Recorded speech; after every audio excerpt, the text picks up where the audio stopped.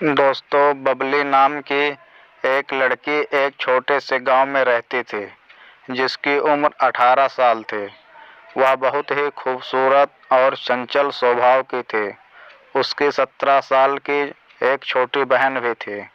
वह दोनों सभी कामकाज हमेशा साथ में करती थी। बबली और प्रीति मिलके साथ ही काम करते थे और एक दूसरे से दोस्त की तरह रहते थे। वह दोनों एक दूसरे से कुछ भी नहीं छुपाते, एक दूसरे का ख्याल भी रखते और साथ ही घर में बहुत मस्ती भी करते।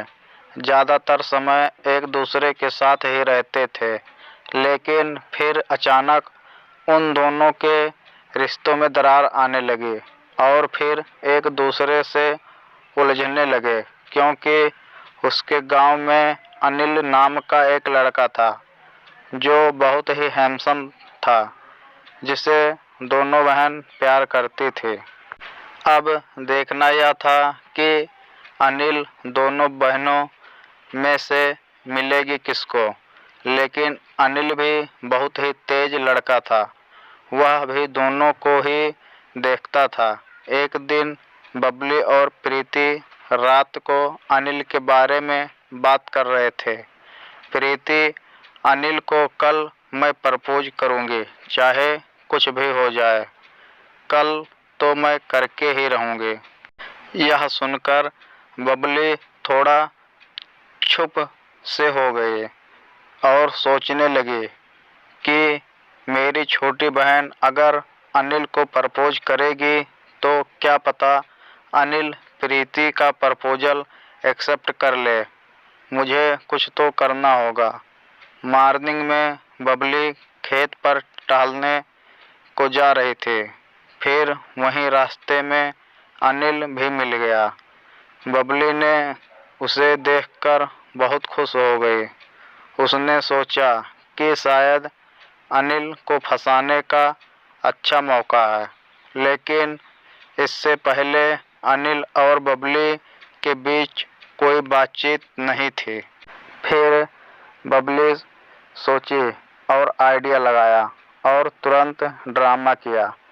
पैर में मोच आ गई, इसका बहाना किया और जोर से चिल्लाई। फिर अनिल आया और कहा, अनिल, क्या हुआ? सब ठीक तो है ना? तुम ऐसे क्यों चिल्ला रही हो? बबली, नहीं, मेरे पैर में मोच आ गई है, मैं चल नहीं सकती, प्लीज मेरी हेल्प करो।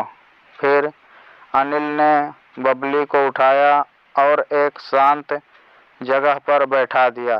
उस जगह के आसपास कोई भी मौजूद नहीं था। फिर कुछ समय बाद अनिल ने कहा, अनिल, शायद मैं आपकी मोच ठीक कर सकता हूँ। यदि तुम बोलो तो मैं अभी ठीक कर सकता हूँ। बबली, ठीक है, जल्दी करो, बहुत तेज दर्द हो रहा है। फिर अनिल ने जैसे ही बबली का पैर पकड़ा, बबली ने तो रोंगटे से खड़े हो गए। जैसे ही अनिल ने बबली का पैर को दबाया, फिर बबली ड्रामा करके और जोर से चिल्लाकर नीचे गिर गई। जैसे ही वह नीचे गिरी, अनिल ने उसे तुरंत ही उठा लिया।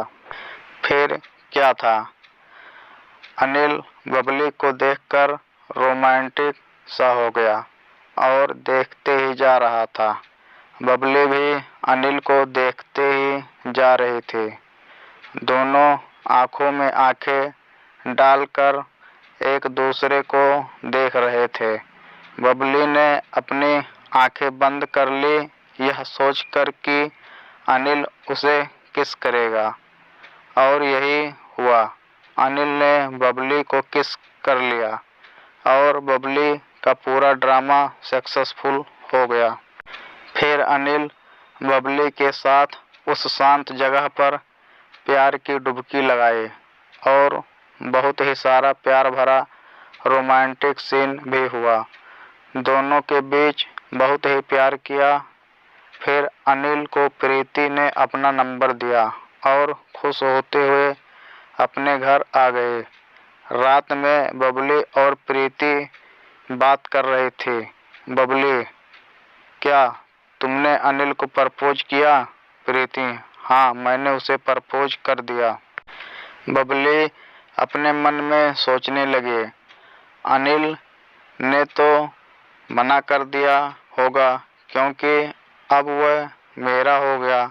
लेकिन फिर प्रीति बोले, प्रीति, उसने हाँ कर दी। यह सुनकर बबली एकदम शॉक हो गई और बोली, बबली कैसे? जल्दी बताओ। प्रीति, दोपहर का टाइम था, मैं अनिल को ढूंढ रही थी। ढूंढते ढूंढते खेत तक पहुंच गए। अनिल मुझे वहीं मिला। मैंने अनिल को बुलाया और कहा, अनिल इधर आना, तुमसे कुछ बात करनी है। अनिल आया और उसने कहा, अनिल, हाँ पूछो क्या बात है। प्रीति, आई लव यू, मैं तुमसे बहुत प्यार करती हूँ। अनिल चुप हो गया और कुछ देर बाद बोला, अनिल, आप क्या बोल रही हो? मैं तो आपको अच्छे से जानता भी नहीं। प्रीति, कुछ दिन साथ रहोगे, सब जान जाओगे। यदि चाहो तो तुम मुझे खेत में ले जाकर टेस्ट भी कर सकते हो। ऐसा कहते ही अनिल ने प्रीति को खेत के अंदर ले गया। अब बस अनिल और प्रीति के बीच प्यार की फुलझड़ी जल गई और दोनों ने बहुत प्यार किया। यह सब सुनने के बाद बबली चुप रही और पीछे हट गई। अब बबली भी क्या करती, वह भी अनिल के साथ प्यार की डुबकी लगा चुकी थी।